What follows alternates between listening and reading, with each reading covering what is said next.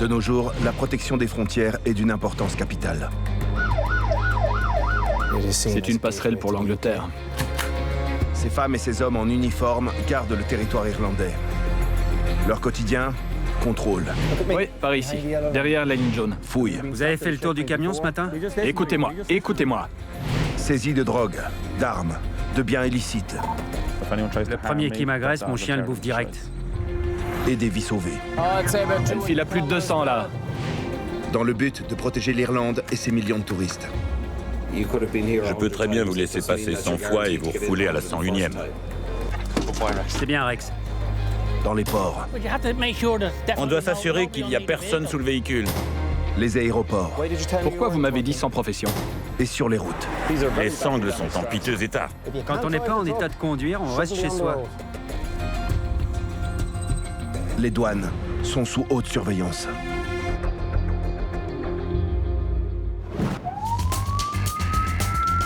Au sommaire, la police routière arrête une voiture portant des plaques britanniques et constate une infraction majeure. On a plusieurs problèmes. Ça fait 2 ans qu'elle n'a pas passé le contrôle technique. Lors d'un contrôle de la route, c'est cette fois une peine de prison qu'encourt un chauffeur routier. Dans le pire des cas, 5 000 € et 6 mois de prison. Et à l'aéroport de Dublin, les gardes-frontières interrogent une jeune femme sur le motif de son séjour. Je vous demande si votre sœur a rédigé une lettre d'invitation. Vous me suivez? Je sais pas. Depuis 1961, l'aéroport international de Cork dessert 40 destinations sur plusieurs continents. Plus de 5000 voyageurs s'y présentent chaque jour, ce qui en fait le deuxième aéroport irlandais après Dublin. Ces 5000 personnes sont reçues par le bureau de l'immigration de la Garda, la police irlandaise. Bonjour. Aujourd'hui, l'agent James Ahern est de service. Plus de 600 000 personnes vivraient illégalement dans l'Union européenne. Le plus souvent, ils présentent un visa étudiant puis s'évanouissent dans la nature. Le motif de votre séjour en Irlande? Ce père de famille et son fils arrivent d'un pays ne faisant pas partie de l'UE. Combien de semaines? Le fils participe à une université d'été, mais l'agent Ahern doit s'assurer qu'il s'agit bien de la vérité. Vous avez un courrier de l'école ou quelque chose qui... Oui, dans mon sac. Il explique détenir une lettre, mais dans son sac, lequel sac se trouve de l'autre côté du guichet. Voilà ce qu'on va faire. Je garde le passeport, vous allez chercher votre lettre et j'y jette un œil. OK? Je peux passer alors? Oui, vous pouvez, mais je garde votre passeport. D'accord? Pendant que le père et le fils vont chercher leurs bagages, l'agent Ahern doit gérer une situation similaire. Vous allez bien? J'ai laissé mon passeport dans mes bagages de soute. Ce Britannique venu en Irlande pour jouer au golf avoue qu'il n'a pas son passeport sur lui. Une dame m'a dit qu'on m'emmènerait jusqu'à mon sac. Vous n'avez pas d'autres papiers? Attendez, non, j'ai rien. À part la photo que j'utilise sur mon téléphone pour les réservations, j'ai rien sur moi. Juste ma carte d'embarquement. Bon. Depuis le Brexit, l'Irlande et le Royaume-Uni font partie d'une zone de libre circulation. Si le passeport n'est pas obligatoire, les ressortissants britanniques doivent produire une pièce d'identité avec photo.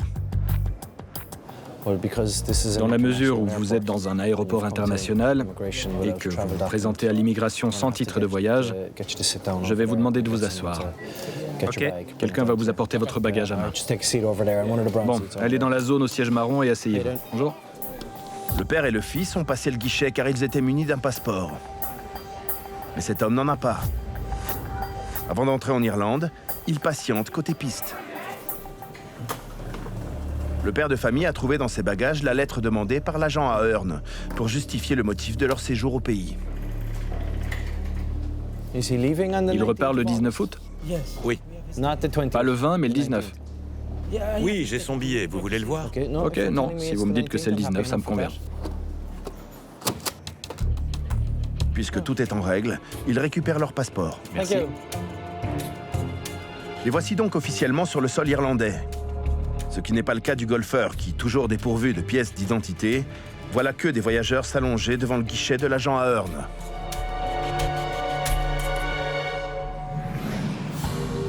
Chaque mois, 2 millions de voitures traversent la frontière qui sépare les deux Irlandes.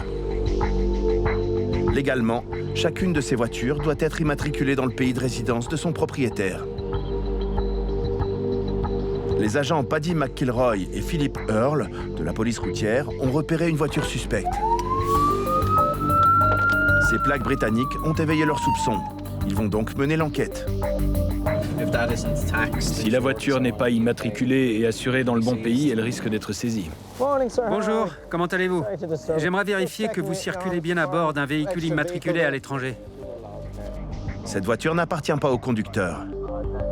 Elle appartient à son gendre qui vient de quitter l'Écosse pour s'installer en Irlande. En gros, il m'explique que c'est la voiture de son gendre. Il vient de quitter l'Écosse et il a entamé les démarches pour la faire immatriculer en Irlande. Le problème, c'est que ça fait 4 mois. C'est beaucoup. Ok, vous me confirmez qu'elle est en règle au Royaume-Uni? Contrôle technique, assurance, road tax? Ok, un instant, le temps de vérifier ça. Le conducteur pense pouvoir tromper les policiers, mais c'est sans compter sur la coopération transfrontalière. En quelques minutes, la police irlandaise aura le fin mot de l'histoire. Désolé, mais il y a quelque chose qui cloche. D'après le système, ça fait 2 ans que la road tax n'est plus acquittée et que la voiture n'a plus passé le contrôle technique. Donc, même au Royaume-Uni, elle n'est pas autorisée à circuler. Du coup, j'ai d'autres vérifications à faire. Les agents concentrent maintenant leur enquête sur le conducteur. Centrale, vous pouvez appeler le bureau national? Pas de problème. Ce monsieur a-t-il déjà fait l'objet d'un retrait de permis? Je confirme. Et aussi une section 41 en 2010. On lui a déjà confisqué sa voiture. Bon, on va le mettre au parfum. Je crois bien, oui. L'automobiliste étant déjà connu des services de police, les agents ont décidé qu'ils n'iraient pas plus loin. Bien, ça a été un peu long, car il y a plusieurs problèmes. La voiture est déjà fichée, elle n'est pas autorisée à circuler en Irlande. Et ça fait 2 ans qu'elle n'a pas passé le contrôle technique ni au Royaume-Uni ni en Irlande. Elle sera donc confisquée en vertu de l'article 41 de la loi sur la circulation routière.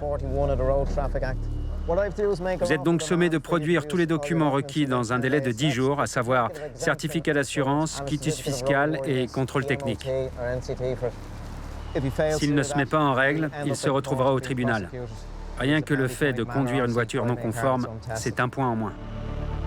Pour son défaut d'assurance, l'individu risque une suspension de permis. Sa prochaine destination, peut-être le tribunal.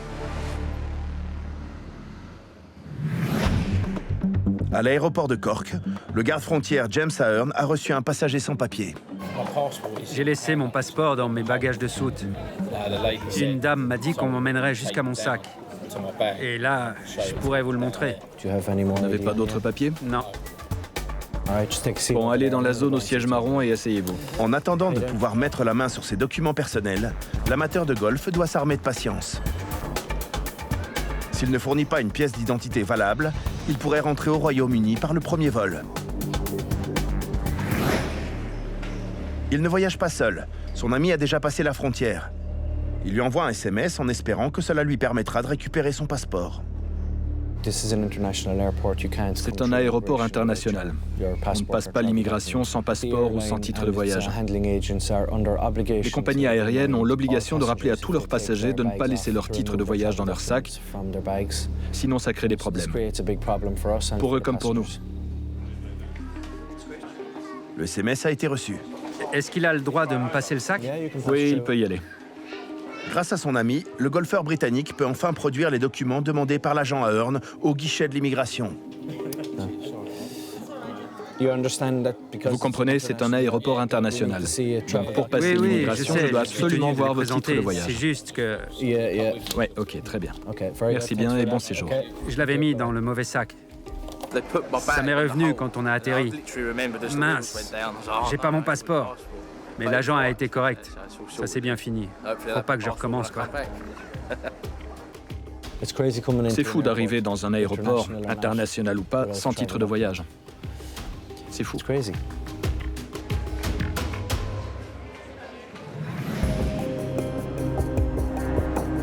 Aujourd'hui, aux portes de Dublin, l'inspecteur de la sécurité routière Jim Fleming surveille un point de contrôle.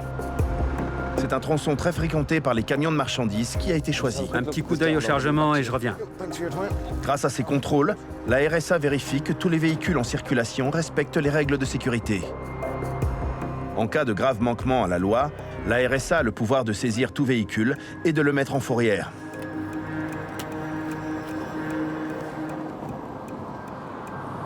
Jim Fleming va inspecter un camion importé. De nombreuses compagnies de transport importent des camions du Royaume-Uni et les immatriculent en Irlande, où la fiscalité est plus clémente. Jim Fleming, inspecteur de la RSA. J'aimerais voir le mouchard ainsi que vos permis de conduire. Tout camion circulant dans l'UE est tenu par la loi d'enregistrer sur un tachygraphe, ou mouchard, des informations détaillées portant sur tous ses trajets.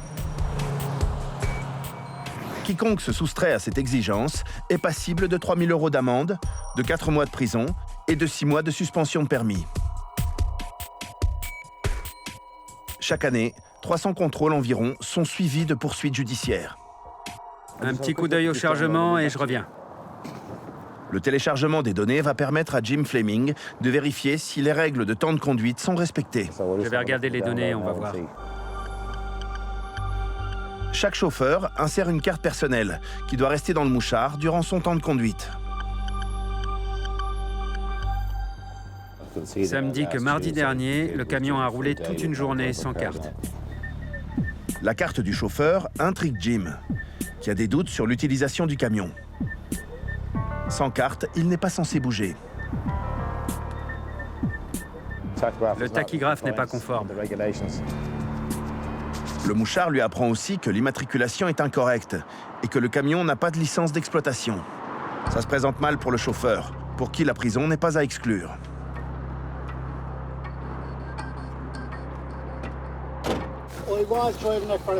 J'ai conduit 2 jours de suite, mais je pouvais pas m'arrêter.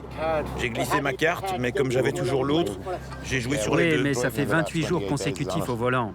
Il fallait faire un break. Devant la gravité des faits, le chauffeur appelle son directeur, lequel arrive vite sur les lieux. Il faut que je vous explique à vous aussi. En tant que dirigeant, vous êtes impliqué. C'est combien l'amende? Dans le pire des cas, 5 000 € et 6 mois de prison. De quoi prendre la pleine mesure de la situation. Merci, merci d'être venu. Sous la menace d'une lourde amende et d'une peine de prison, le chef d'entreprise doit agir vite pour montrer patte blanche.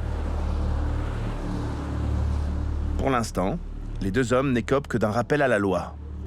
Mais s'ils ne prouvent pas rapidement que leurs errements sont de l'histoire ancienne, ils risquent de dormir en prison. Ces dernières années, l'aéroport de Dublin connaît la plus forte hausse de fréquentation en Europe, avec près de 30 millions de passagers en provenance des Émirats, de New York ou Hong Kong.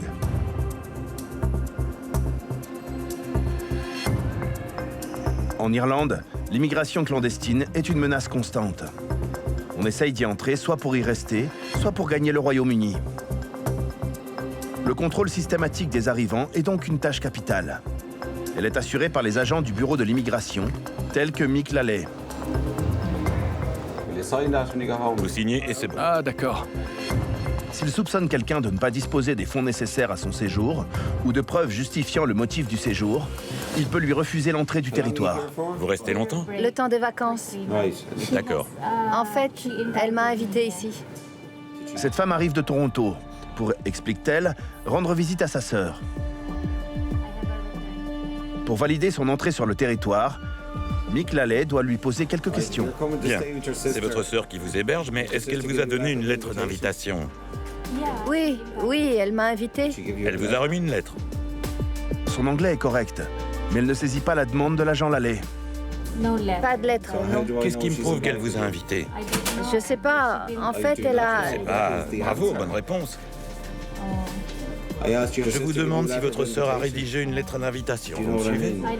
Je ne savais pas qu'il fallait une lettre. Sans cette lettre, elle doit convaincre l'agent de sa bonne foi. Si elle n'y parvient pas, le voyage s'arrête là. Sur les routes, les équipes de nuit ont pris le relais. Ce soir, les agents Mark Fay et Paddy McKilroy patrouillent le long de la route qui relie le port et l'aéroport de Dublin. Ils viennent de repérer une voiture qui roule bizarrement. La voilà. Ils engagent la poursuite. Il a peut-être l'habitude de foncer sans jamais se faire arrêter, mais ça, c'était avant. Quelques minutes plus tard, le chauffard se range sur le bas-côté.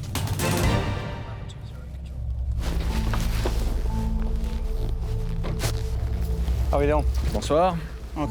J'aimerais qu'on parle un peu de votre façon de conduire. Oui, ok? j'ai oublié le clignotant. Vous l'avez oublié, oui. Mais il n'y a pas que ça. Vous conduisez trop vite aussi. On va faire un petit dépistage alcool et drogue. Donc merci de couper votre moteur que je vous montre. Sortez.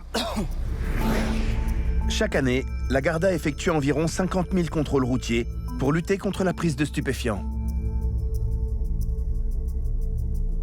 Conduire sous l'emprise d'une drogue est passible d'une amende de 5 000 €, de 6 mois de prison et de 12 mois de suspension de permis. Prenez l'appareil, mettez bien l'embout dans la bouche. Si ça vire au bleu, je vous dirai d'arrêter et on attendra le résultat. Il faut souffler longtemps.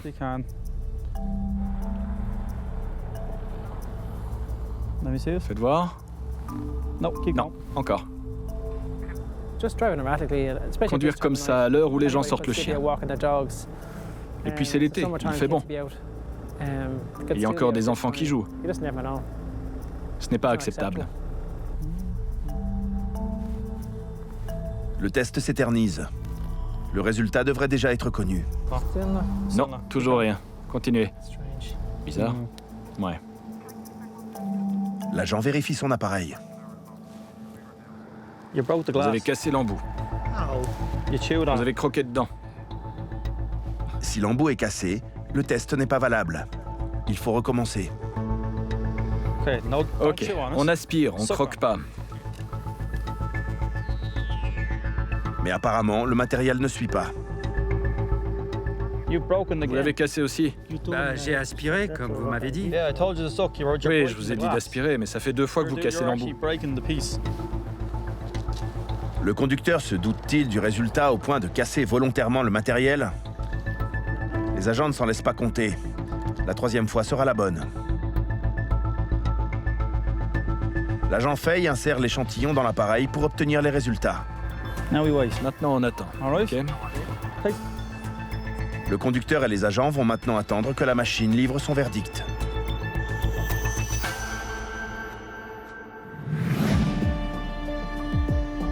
À l'aéroport de Dublin, l'agent Mick Lalley discute avec une passagère en provenance de Toronto. Bien, c'est votre sœur qui vous héberge, mais est-ce qu'elle vous a donné une lettre d'invitation? Oui, elle m'a invitée. Elle va séjourner chez sa sœur, dit-elle, dont l'agent ne semble pas convaincu. Pas de lettre, Qu'est-ce qui non. me prouve qu'elle vous a invité? Rien ne lui permet de justifier sa venue en Irlande. Il vous faut une lettre d'invitation. Si votre sœur vous héberge, ça vous dispense de me montrer vos réservations d'hôtel. Je suis déjà venue en 2012. Je sais, mais sachez une chose. Je peux très bien vous laisser passer 100 fois et vous refouler à la 101e. Alors vous pouvez peut-être vérifier mon dossier. Je pense que... Votre dossier? Qu'est-ce qui vous dit que vous avez un dossier? Eh bien, je ne sais pas. Vous avez un billet retour? Oui. Je peux le voir? Ah, en fait, je ne l'ai pas encore reçu. Mais j'ai bien une réservation pour le 29, à destination d'Edmonton, au Canada. Mick Lalley a pris sa décision.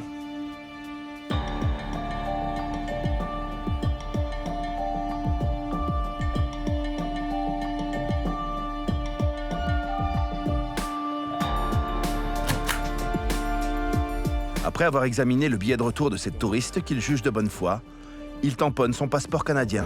Ok. Son séjour commence enfin. Mick Lalley, lui, examine déjà le passeport suivant.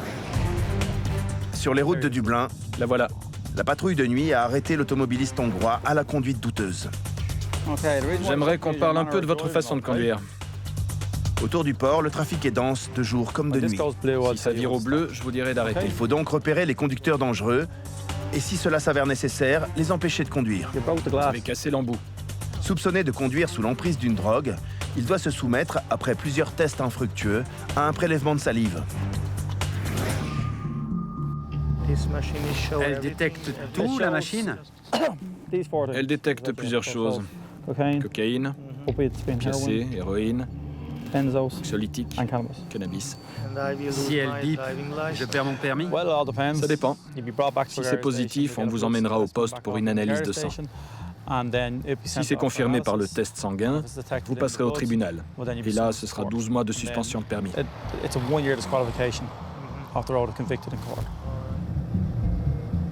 Après de longues minutes d'attente, les résultats sont enfin connus. Ils sont sans équivoque. Vous êtes positif à la cocaïne. Positif, c'est-à-dire? Bah, c'est pas bon. OK. Bon, donc je vous arrête pour présomption de conduite sous l'influence de stupéfiants. Vous avez le droit de garder le silence, mais sachez que tous vos propos pourront être retenus contre vous. Vous me comprenez bien? Tout à fait, oui. OK. Direction le poste de police pour un dépistage approfondi. Si le test sanguin est positif, cet homme est passible d'un retrait de permis, d'une amende de 5 000 € et même d'une peine de prison. Vous en prenez souvent? Non, j'en ai pris, mais c'était samedi soir. Ouais. Ça s'évacue pas comme ça. 48 heures se seraient écoulées depuis la prise, mais cela ne change rien. La cocaïne met beaucoup de temps à disparaître de l'organisme. On est en vacances depuis lundi. D'ailleurs, l'usine et l'entreprise ont fermé, donc... J'ai un peu fait la fête, mais c'était stupide. Une usine de quoi? De portes et de fenêtres. J'en installe. OK. Et vous les livrez? Oui, je livre aussi. Sans permis, ben... Si je perds mon permis, je perds mon job, direct. Bon, eh bien que ça vous serve de leçon. Ce sera le cas. La gravité de la situation le rattrape. S'il est privé de permis, il sera aussi, pour un temps, privé de gagne-pain.